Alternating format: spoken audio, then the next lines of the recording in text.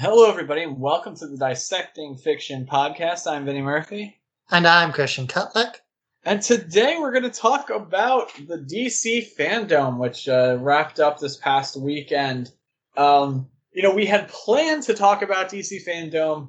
I know I was a little skeptical that we would have enough to talk about, and I was wrong.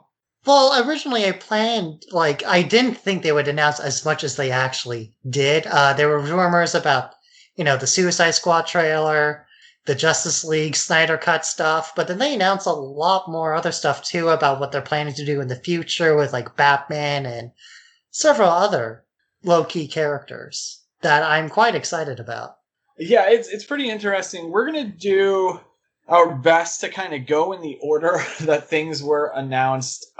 Just trying to figure out a way to do this. We're not going to touch upon everything that was talked about. We're going to pick up really some of the stuff that we've talked about in the past and kind of update on it, or just really big news.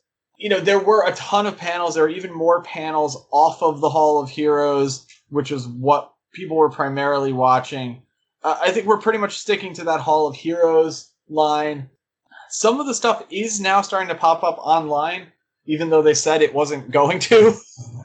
We're only 2 days out while we're recording this, so keep an eye out for that.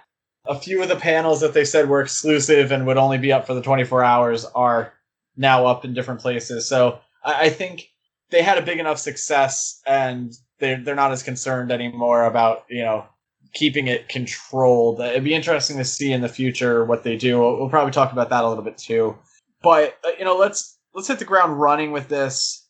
DC just cut a ton of people from their company. Yeah, massive layoffs. I think it was around 300 people. Recently, AT&T acquired Warner Brothers, AOL, HBO, a million other subsidiaries. And as part of that, reconstruction, they cut basically 300 people from the DC, comics company. And a big part of that was the DC Direct statue stuff and the people that worked at the comic book company. Yeah, it was a big cut across the board. Jim Lee, in interviews leading up to DC Fandome, had said about a 30% cut in physical books. He wasn't super clear on if that was everything or if that was just monthly titles. The rumors going around that seem to be backed up are you're going to see a lot of stuff go to digital and then not get printed until trade, if at all. There's going to be a bigger focus for the bookstores on young adults and kids lines, which is probably smart. The books that will come out on a monthly basis are really going to be the heavy hitters. I don't think that's a bad idea. That's kind of what we've been talking about for a couple of years now, of the way to sort of save sales on comics. What was also interesting about all these cuts is that when they released the November solicitations, they cut several kind of big titles. They cut a lot of Teen Titans stuff, which from what I understood wasn't doing super well, but they cut books like Hellblazer, which were getting critical praise across the board and were doing fairly well for an indie book. And it's just surprising to see them be so brutal in their cuts, so that all that remains are a bunch of Superman books, Batman books, and then one Wonder Woman title, one Aquaman title, and one Green Lantern title. Yeah, it seems shocking from some perspective, especially what we're used to last couple of decades. I would disagree. I don't think it's shocking at all what's getting cut. What's selling are those big superhero books. And yeah, I've heard the praise on Hellblazer as well. I also think, one of the ones you brought up specifically that is ending, Teen Titans, was probably the most underrated book DC was publishing monthly for the last year or so. But it has to go. I agree. I just think that the numbers are too low. The digital platform costs less because you don't have to go into physical production. And I think that's the way to do it. I think you give those opportunities on the digital platform. The rumor is they're going to slash prices on the digital only books that'll reflect the fact that they're investing less in them and give books a shot to get big. I think it's a cool idea if that's what they're doing. It seems to be what they're doing. And we forget how much these sales have fallen in the last like 30 years compared to what they were. You know, newsstand isn't really even an option anymore compared to what it was. There's just numbers you cannot get. I think focusing on the titles that are selling huge numbers is what you have to do. I think it also kind of makes sense with DC going to a new distribution model too. They changed distributors pretty recently, and I think they did that partially so if they need to, they can just drop out of, physical publications whenever they have to. And I am curious what they're going to do with the DC app, if they're going to drop the price on that, or they're going to keep it the same, or what, because it seems like a lot is folding into HBO Max. It's just kind of like interesting time to see AT&T basically restructure literally everything in like the DC media landscape right now. Yeah, I think, the biggest drawback of this is so many people who are probably pretty good at their jobs just losing them because of the restructuring. Obviously, that's terrible. We're seeing it a lot in this era. The massive amount of jobs that were lost at Fox when it was acquired by Disney. This is not terribly dissimilar. And that sucks. Like, especially right now where work is harder to get to start. That's the one thing that does bother me is how quickly they did it. But we also know that's how corporations do it. Yeah, there's a bottom line they got to cover. Yeah, it's a bottom line. It's new management, and they're going to make the decisions that they think are correct. To your question about what's happening with DC Universe, once again, Jim Lee did comment on that in interviews prior to Fandome. He made it fairly clear that your film TV is going to migrate over to HBO Max. And he made it very much sound like DC Universe was going to remain as a digital comic book source, which I think is fine. That's what I was mostly concerned about, was losing access to that archive. A lot of work went into that archive to make it exist. And it sounded like there wasn't any intention to completely get rid of it, and that might be the direction they're going in. But that was kind of the story going into the DC Fandome. There's a lot of questions about what was going to happen with this company, and I think they kind of showed a lot of new directions they were going to go in. They always talk about that unification of the brand. It felt very much that way watching these panels. Were the panels cheesy? Absolutely. Were there conversations in nearly every one of them? Yes, but for the most part, you could make it through. And they were pretty short. They're only about a half an hour each. Yeah, I think they were aware. I loved how tiny the hosts were on that stage. It looked like they were like ants.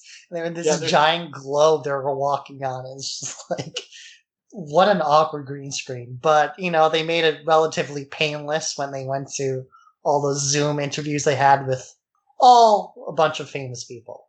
Let's just start going through what was shown. I think that's the best thing we can do. If you haven't watched these panels, I encourage you to try to find one so you can see what Christiaan described. It is really bizarre, this fake Thunderdome thing they made for people to stand in and talk at the camera.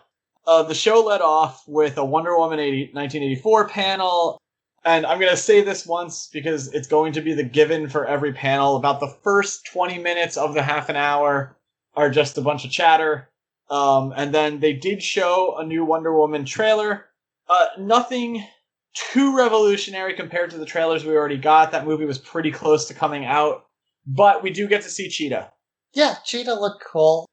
I'll probably go see this. I liked the first Wonder Woman. I don't think it was exceptional, but I think it did the character right, which was my main concern about that. And I'm just don't like 80s stuff anymore. I'm sick of 80s stuff. So, but I'll still see it. I don't know. I just, everything's 80s now. I want to move on. I know Captain Marvel did the 90s stuff, but they didn't do it justice. Nobody was skateboarding. It was pathetic. I bagged enough on the Captain Marvel movie before. I'm not going to get into that. But yeah, I'm interested to see what this is. Like you said, I like period pieces. I don't know where they're going with this being in the 80s. It doesn't seem to be hurting it at all from what I've seen, what they've shown. Once again, I thought Cheetah was really cool. I thought it was really funny that Wonder Woman grabs her by the scruff to throw her like you would a cat. That just amused me. That was just like a nice little touch. But like, that's attention to detail. If that's all through it, and this is like this really fun movie where they think of stuff like that, awesome. I'm in. Yeah, it kind of feels like this movie was going to be setting up something for the extended universe they had planned off of the Snyder stuff. And I think that's why originally they set it into the 80s, so they can kind of set up a more cynical Wonder Woman for when she shows up in the, I guess, 2016 films. Yeah, and that's like the question too is, does it lead into the Zack Snyder Justice League stuff? I mean, it could, right? That's one of the weird unanswered questions. But Wonder Woman, like we said, we already knew quite a bit. Was pretty close to coming out. Now we got a little more. Not bad at all. Next big announcement was the official reveal of Arkham Knight for the next generation of consoles. Long rumored, pretty accurately rumored. Basically, Batman is dead or isn't there. We'll see what happens. And Batgirl, the Red Hood, Nightwing, and Robin all have to get together to take down the Court of Owls. Looked cool. Looked like the sequel to Arkham Knight, so I'm pretty pumped. I'm pretty pumped about it too. My only concern is about it having some more modern game designs where you have to level up a bunch of dumb bullshit instead of just giving you all the gadgets and just letting you loose into the world like they did in Arkham City and Arkham Knight. That's my only concern right now, but I'm really excited to play as Red Hood. I'm really excited that Court of Owls is in like some media besides the comic books right now, because they're a really cool concept for Batman and his rogue gallery.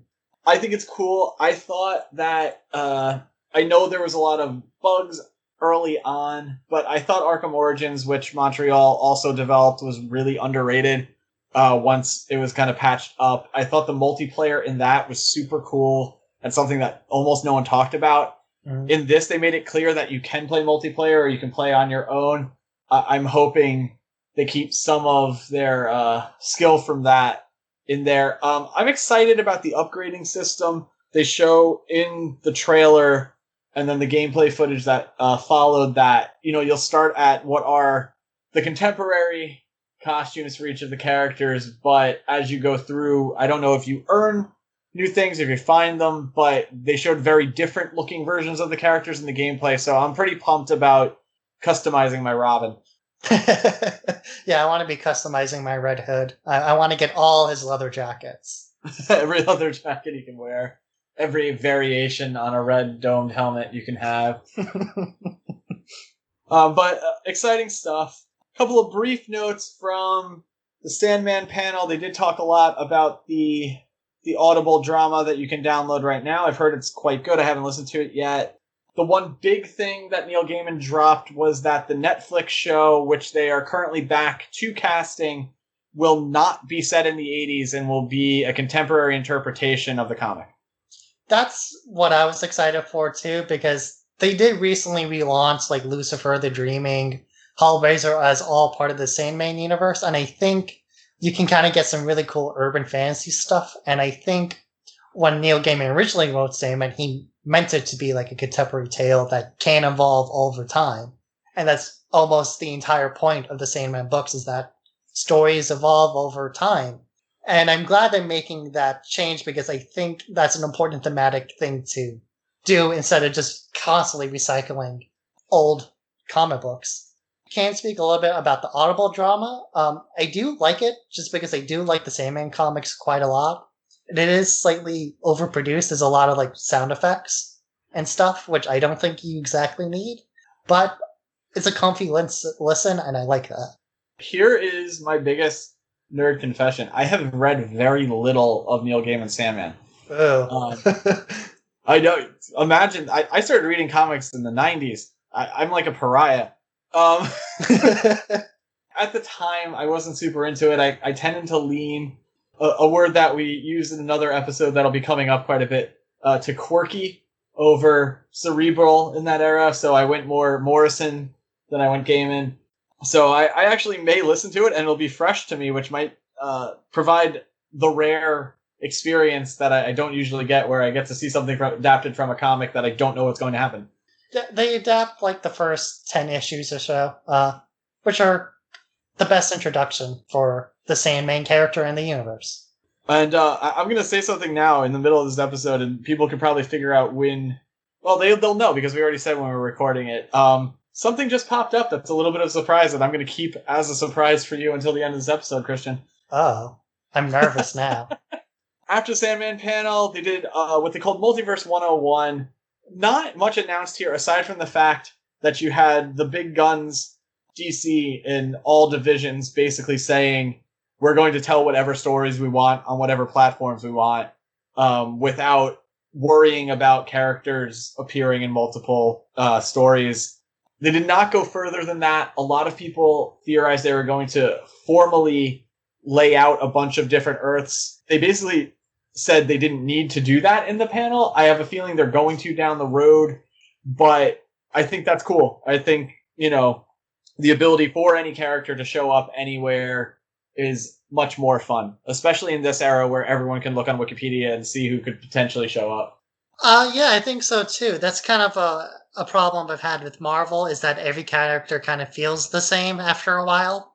My only concern about them just kind of doing whatever is that, especially with newer characters like Jessica Cruz, you kind of get some wildly different interpretations for a new character, and it's kind of hard to pin down what she's supposed to be besides a Green Lantern.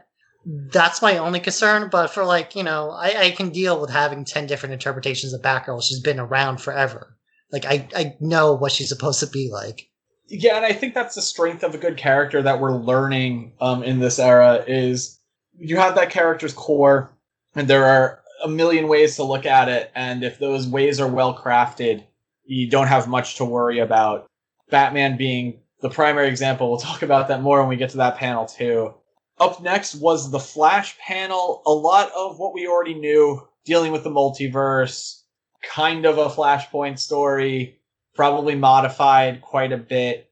The one big thing we got out of it, they have not gone into production yet, so obviously they can't show us any footage. They did show a new Flash suit, which is far more traditional than in the past. Looks more interconnected, which is cool because in some ways you could take that as when he appeared on Crisis on Infinite Earths on TV and saw that suit and complimented it, that he wanted to go in that direction.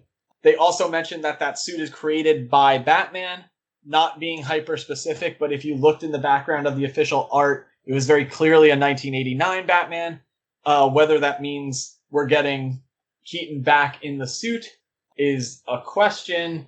Everyone seems to think that's the direction it's going. They have not confirmed that.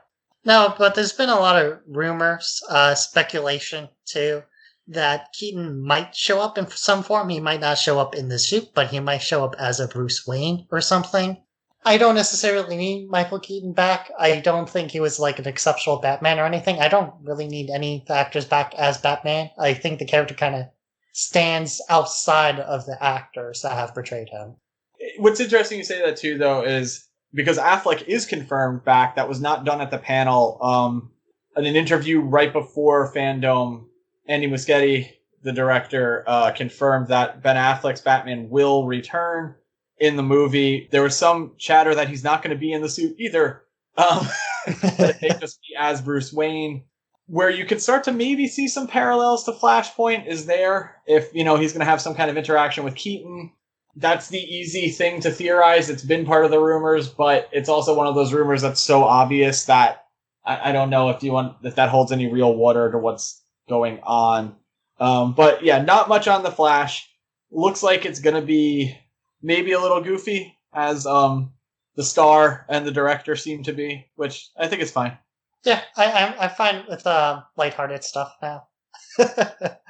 Next big panel was Suicide Squad. James Gunn written and directed. We did get an in-production trailer, which was cool, and also a short video that established who a bunch of the cast were as characters. A lot of the rumors wrong, which I thought was cool. Idris Elba, who is heavily, heavily rumored to be either Vigilante or Sportsmaster, ends up being Bloodsport, which I think is just the result of people not knowing who Bloodsport is and thinking that it was Vigilante or Sportsmaster. Well, I'm looking forward to Weasel being on the big screen. I didn't even know who that was. I had to look it up. I think they made him up. No, he's from Firestorm. I looked it up. Oh. Yeah, he's like a villain in like one issue of Firestorm. A couple of, we're not going to go through the whole list of who they revealed. I think our Michael Rooker as Savant is really cool. John Cena, who is accurately rumored as Peacemaker, who looks exactly like Peacemaker. And also King Shark will be appearing. Yeah, it seemed like when they were doing that title role of all the characters, all the actors were absolutely loving the role and like hamming it to 11. Like they just did not give a shit. And I'm really excited to see like what crazy off the wall stuff they came up with these characters for. I know James Gunn's also mentioned don't get attached to anyone. So I'm expecting like just a bloodbath of characters just getting killed off left and right in really wacky ways, except for Harley Quinn because she's the big ticket seller. Yeah, Harley also with the coolest costume she's had in any of the movies. James Gunn brought a lot of his Guardians team with him to this production. It shows in the footage. It's kind of cool to see something look like a James Gunn movie as opposed to a Marvel movie. Like, I don't know how else to put it. Like, you see the through line in his style in a lot of that footage from Guardians, and he drops the Marvelness of it. And that's cool. Like, it makes it visually interesting from the beginning. Important thing to note is there are still a bunch of people on that cast list who they did not reveal characters for. There are rumors that they are holding back and that there are a significant amount of other supervillains in this film that have not been shown. Yeah, I would like a Wildcat. Wildcat would be neat. I've heard everything. Like, literally, like, sometimes I get bored and I just go through Reddit. Like, it's not even worth mentioning half of the rumors I've read because literally every character is supposed to be in this movie. So, did someone mention Bane? No Bane. But there was, really? like, I read that someone was saying, like, oh, they picked up some of the stuff from that Supermax script that, like, disappeared, so Green Arrow might show up. It was just all ridiculous. We'll see what happens. It's going to be fun. I'm almost positive. I haven't disliked a James Gunn movie in a very long time. At this point in the show, they did a lot of the sort of filler panels, to be kind. Chris Daughtry played. They did a lot of interviews with creators, which is cool. Like, it's supposed to be a convention. I get it. Not much to decode out of that. The biggest one that comes up next is they did announce the return of Milestone Comics to DC. This has been brewing for a couple of years. It's been pretty public that it was coming back. So not a huge surprise that it was coming back in general, but this is the first details we've really gotten on the line. It appears it is going to be heavily digital, if not just digital first. There will be a graphic novel physical release to launch the line, and it seems like the two books coming out of that are going to be a static book and an Icon and Rocket book. There was a little bit of an implication that there might be a hardware book, but right now it seems like that's really the entire line. Yeah, I'm really excited to see them actually acknowledge Static Shock again after the New 52 threw him under the bus and threw him into the meat grinder after that. I'm super hyped for an Icon book. Yeah, if it is the two books that I would want them to bring back. So I'm excited on that. Like you were saying, like Static had so much momentum and they just like killed it. And I still don't understand what happened there. That show did really well. A lot of people knew the character when he started showing up in the late pre-New 52 stuff. It was exciting, and then he showed up in the New 52, and you're right, like, from that point on, both the Milestone and Wildstorm characters, like, just kind of floated off into nothing. And now they seem to be coming back, because around the same time, it sounds like Grifter's going to be in Batman, so, yeah, like, I think we're reclaiming a lot of stuff that was lost in the absolute bizarre progression of the New 52. We did an entire show on the New 52. You can check that out. It's one of our top watched episodes. Listened to, watched both episodes. So check that out. I did want to point out that with Milestone Comics, they're doing a big push in respect to the original label of a bunch of people of color working on the book. they haven't announced all the writers or artists on it, but that's during the panel they had basically everyone was a person of color, and they seem to really be trying to push that. And that was a big theme throughout the whole DC fandom thing too, especially with certain characters they mentioned they were going to go forward with. Yeah, I agree. Diversity was a big focus in a lot of the panels. Milestone. What's most exciting to me, to be honest, is it's a lot of the originals.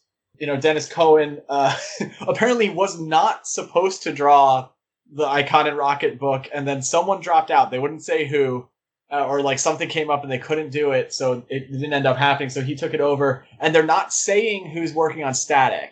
So I'm pretty excited about that line. Like I said, it's the 2 books I would have wanted back, and we got them back, and that graphic novel will probably be really cool. Like, there's no weak creators on that line from what we know, and I'm pumped. I love Hudlin. I think his Black Panther run is so much more influential than it ever gets credit for being. And someone who is very tied into media in general, he's a really good person to have on your side when you're trying to sort of reinvent your brand. Yeah, and reinventing is a good word because, like we said, Static Shock and Icon have been out of the limelight for a while, and they were basically a subplot in Young Justice, and that was about all we got since the New 52. Yeah, the good thing about that is Young Justice fan base loves Rocket, so I think that's going to do good things for the sales on those books. The next big panel that came up was Snyder Cut of Justice League, which is what they call it there. We still do not have an official title. It sounds like, once again, another panel, a lot of him talking to the people who really helped both organize the charitable movements behind the Snyder Cut and the general internet movement. That was good to watch, a little more interesting than some of the other panels where it felt like fake questions. I will give credit to the Suicide Squad panel for it seeming like they all really liked working with each other, and the Flash panel for just going a completely different direction. But the panels, they do start to wear on you after a while. They're pretty corporate. Yeah, it was. Yeah, they were very, as my friend Bob said, plastic. The big reveal here, of course, was a full-length Snyder Cut trailer in the full matte frame with many things we were promised. Black Suit Superman, beautifully rendered special effects on Darkseid, and a lot of things that we saw bits and pieces of from before the Whedon and then subsequent Warner Brothers recuts being fully presented. I loved it. I thought everything looked great. I think it's a great affirmation to see that it did look like theatrical quality. I was a little worried about that. Not super worried because everyone seems to say that that was what was going to happen. Very excited about that. I have been. They also confirmed it will be 4 hours long, be broken up into 4 episodes initially, but after the airing of the 4th episode, or I guess posting of the 4th episode, it will be available as a single cut film. Yeah, and that's just to keep people around on HBO Max for more than a month, which I think people will because there's a shitload of content on there. Yeah, they're struggling a little bit compared to Disney Plus, but part of the reason for this show was to strengthen them. And as we've been talking, they are strengthening. Like, this is Warner Brothers sees weakness in Marvel. I guarantee that's part of what this is. It's been 10 years of Marvel dominating. I think they see an opportunity to take back part of that market.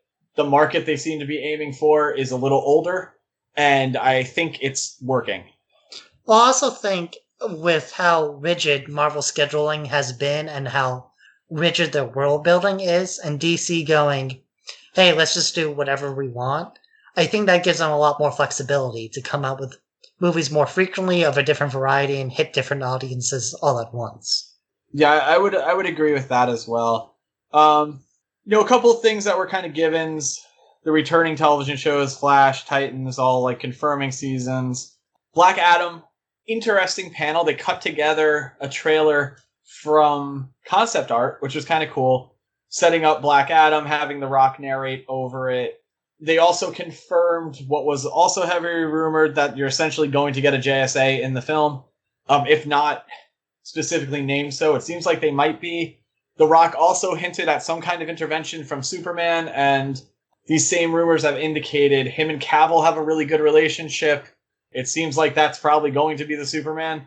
They also would officially confirm, I should say, the Shazam sequel, but not much information there. No, I like the concept art they showed, though. I'm wondering about what the JSA is going to look like, because there's been rumors that they're going to do the newer Dr. Fate instead of the older, classicer one.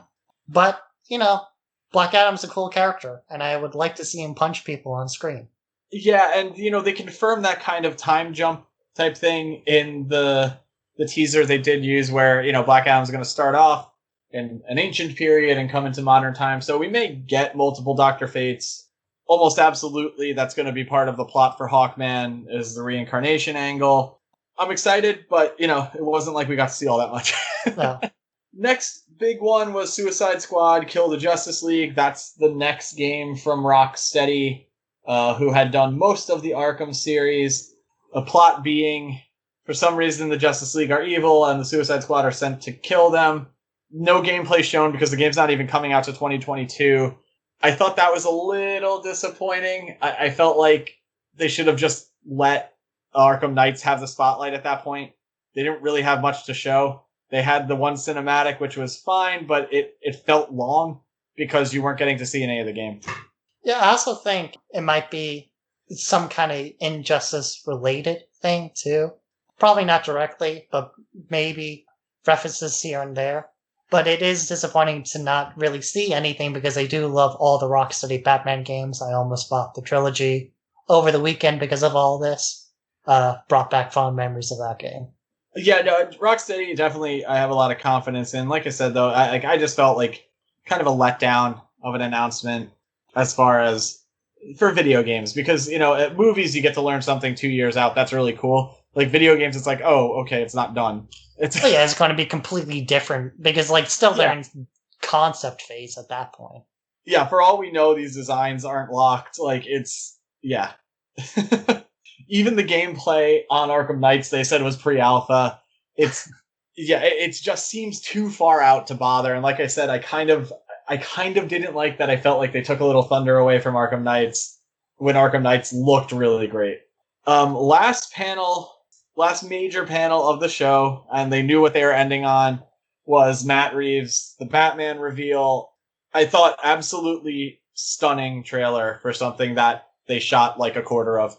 I like the very Crow influence they're going with this, that very dark, emo, angsty Batman they're having this time around. I really like that, and I hope it's kind of going to be more of a character-driven film than the other Batman films have been, which the trailer implied.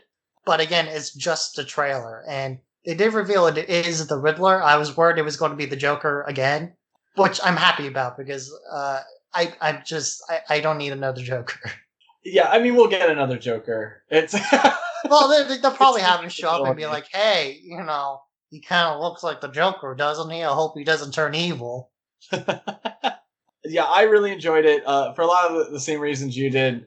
There's sort of a blunt darkness to it. I saw a lot of comparisons to Seven, a lot of comparisons to that, mid-90s, which is funny because you brought up The Crow as well. That sort of very dark look. I think my favorite thing about this, and something I was thinking about, is just how much we're getting to play off the versatility of Batman within the last 20 years. I actually just rewatched Begins just for fun. And, in Begins, you get this very James Bondy Batman where it was more grounded than what we were used to at the time, but now doesn't seem quite as grounded after things like Logan. Snyder's Batman is that deified Batman with a lot of Frank Miller mixed in. And then this Batman is also a really valid Batman. This street level punching thugs until they probably won't survive. Let's be honest. That was pretty brutal. Yeah, that fight scene in the street, God, that was so fucking cool. It was brutal, and I felt bad for the guy, but I was like, I like that all the other Killbusters back up immediately. Like, we're not fucking with him.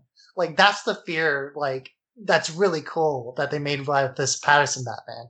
Yeah, and I love that because, like, like I was just saying, like, Snyder's Batman is like that sort of over the top, like, Justice League, like, superhero Batman who's scary because he's sitting up in a corner, like, inexplicably and can, like, take any punch. And, for most of that movie, will kill you. Nolan's Batman is playing off of, like, theatricality and convincing people he's something else. This Batman is just punching a guy in the face in front of you and you don't want to mess with him. No, he's dressed spooky and he will fuck you up. Right? And his car is a car. It's just a car and looks really mean. Yeah, he just looks mean. I also was surprised with, I know a lot of people shitted on Pattinson at first, but he looked great in this film. Yeah, and his work recently has been really good. Like, I hate, it's the same culture that just, like, decided no one should like Batman versus Superman is the same thing that happens with all these castings where it's like, oh, that's not who I pictured. It's like, well, you didn't see the audition either. Yeah. Like, you didn't see the audition, you didn't read the script. Like, you can't judge a performance until a performance happens. Simple as that. Now, you hope your casting director can, but hopefully they saw an audition tape that you did it. But it's anytime anyone's cast, I try to just go, okay, well, we'll see what happens. Oh, and, like, obviously, you're going to question things that don't seem, viable, but it always seems to work out. I think there have been very few inherently poor casting choices in major films in, like, the last 20 years. Before that, maybe. I think since, like, Iron Man has come out that people have been more conscious about who they cast as their superheroes. Yeah, I would agree with that. You think before that? But even before that, I can't think of anything that's, like, just a terrible casting decision in a superhero movie. Well, I kind of think of, like, George Clooney as Batman. I don't think that's a great Batman. I was thinking, like, Fantastic Four. Like, almost everyone in that film was kind of cast poorly, except for, I think, Chris Pine as Human Torch. Oh, you mean Evans. Oh, Chris Evans. I would disagree with that, too. I think a lot of the bad things come more out of the script and the direction than who was chosen. It's tough. It is tough because where does, the blame lie on, like, like, Doctor Doom is terrible in those two Fantastic Four films, but is that the actor's fault? I don't know. I even think Tommy Lee Jones as Two-Face isn't an inherently bad casting. No, I like that casting just because he's so goofy looking. I have a soft spot for Batman Forever. Oh, me too.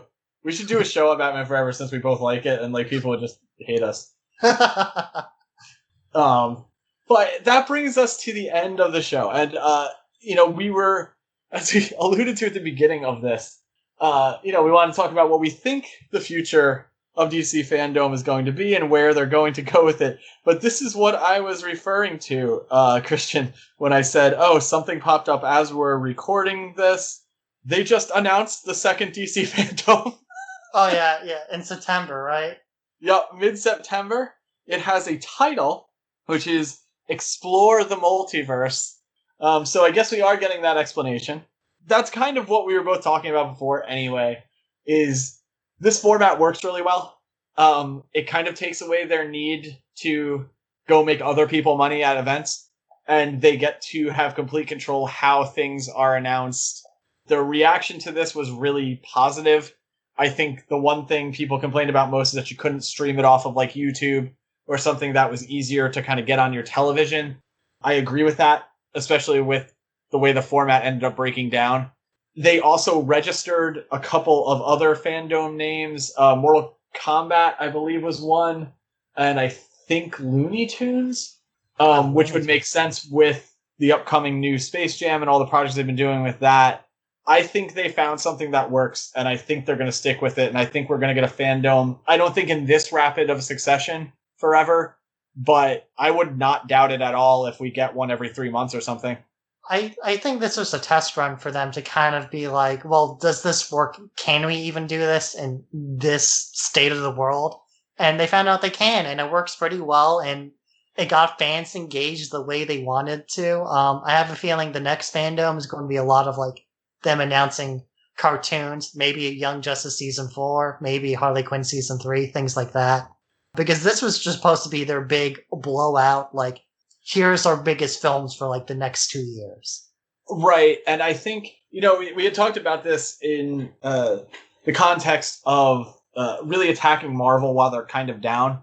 Marvel's entire concept has been built on this momentum that they've had for a decade where they just kept going. They're slowed now. Like, they can't do things the way they want to do them. And, having a pop-up video convention every couple of months to announce the things you're doing while your competition can't keep up with you is not a bad idea. Yeah, and just like them being able to answer some like, soft fan questions and things like that is nice. Like Marvel doesn't even do that. And I think it captures the spirit of the convention format without actually having to go to the convention. Quite frankly, even before all the COVID restrictions and everything, conventions were getting rough. Yeah, they were getting too crowded, and it was hard to do fucking anything at them. Yeah, it was hard to go see any panel because there are too many people, and everyone wanted to see the same panels. The comic book stuff started to fall to the wayside anyway.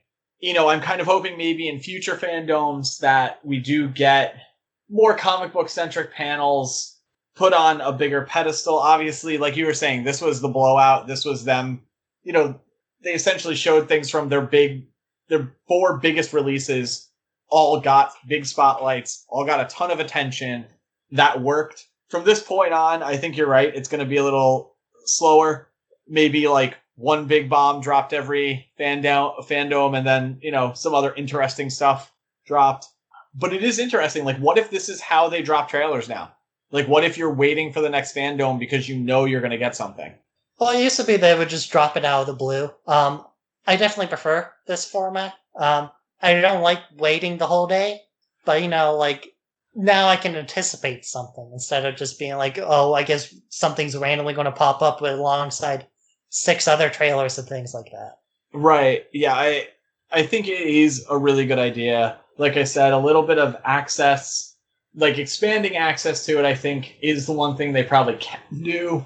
Maybe there's a reason they don't want to, that we're not perceiving, but that would be like my one big criticism on it. I want panels to be a little looser too, but I get it. It's corporate. It's not going to be. Yeah, I think this is a very serious gauntlet thrown down at Marvel to get them to produce something. I don't know if Marvel's poking at Sony to get them to drop a Venom trailer or anything. They probably should be. The rumor is they held back on the Mandalorian trailer, that they were going to do it this week, and it's done. I think Disney has to be reacting to it internally. What that reaction is, we don't know. There was a rumor that popped up that Feige is now like 100% committed to doing a multiverse in Marvel now too, and you could see anyone show up. That is as easily true as it is bullshit. It's another obvious thing. They're doing a movie called Multiverse of Madness, but my assumption is that that's going to be a tool to bring things in more than completely open things all the time.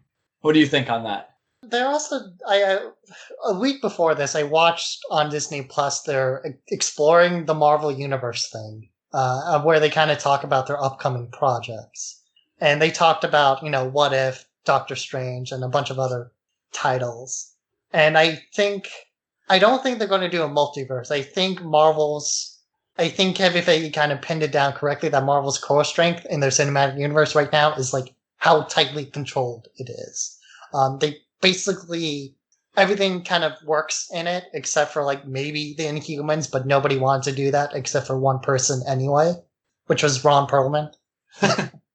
And I think that's their strength, is them seeing like, well, everything's so tightly controlled. I don't know if they'll bring in a bunch of multiverse stuff. They might bring in, like Miss America. They might bring in alternate versions just to get like, we don't have Captain America anymore, so they might bring in like an alternate Captain America from like What If something, to that degree.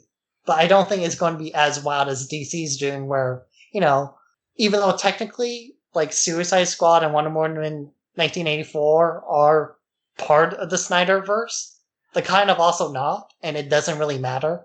Yeah, I'm with you on that. I think that, this Enter the Multiverse title for the Next Fandome makes me think that they are going to establish a couple of timelines, maybe just for the benefit of the Flash film. But it sounded like the attitude on the creative side was more just kind of do what you want, and I think that's the best thing to do. Yeah, it is.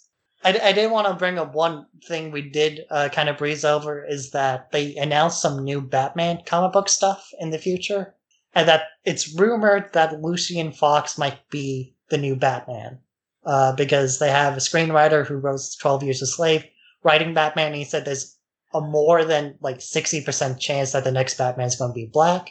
And I think that's interesting because of one of our bold predictions was you talking about, them aging up a lot of these superheroes and bringing in younger replacements and things like that. And it seems like they might sort of be doing that again. Yeah, that was that whole 5G thing that supposedly was going to change every character, and then they pulled back on it because it was, very much like Dio's project. It seems at this point that they're going to do that Luke Fox Batman as that miniseries. They were kind of unclear whether it's in continuity or not. They're saying it's after Batman 100. So I don't know if maybe during Joker War, Bruce Wayne is put out of commission and Luke Fox takes over. I don't know if this is going to be a totally separate continuity. They were not super clear on what was going on with that book. So it'll be interesting to see. It seems like the last sort of survivor of that 5G concept. There were rumors not terribly long ago that the 5G books would happen as separate continuity miniseries. Announcing this so prominently makes me believe it might be in continuity, but we don't know their mentality.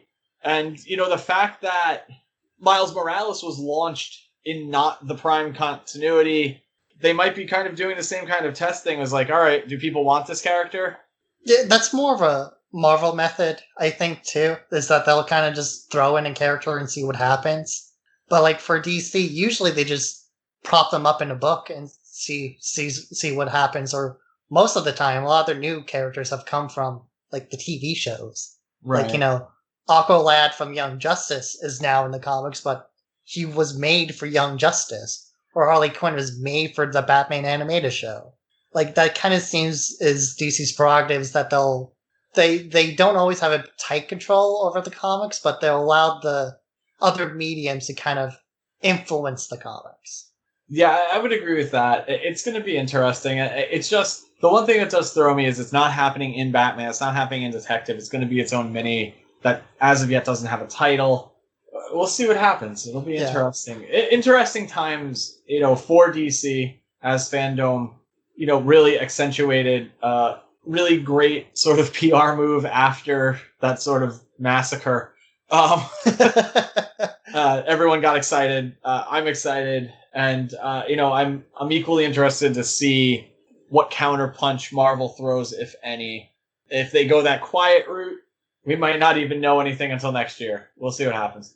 I'm worried Disney's not going to do anything. I think they're just going to drop The Mandalorian and hope to God that, movie theaters open next year. Because they're just dropping New Mutants, in the middle of the fucking week.